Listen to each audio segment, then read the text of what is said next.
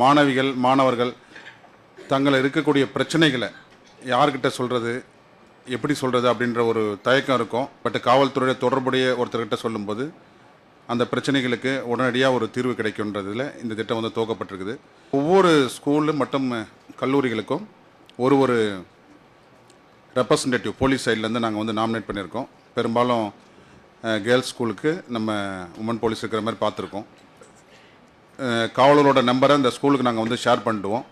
அவங்க வந்து வாரத்தில் 1 நாள் 2 நாள் வந்து ஸ்கூலில் வந்து அவங்க காண்டாக்ட் பண்ணுவாங்க.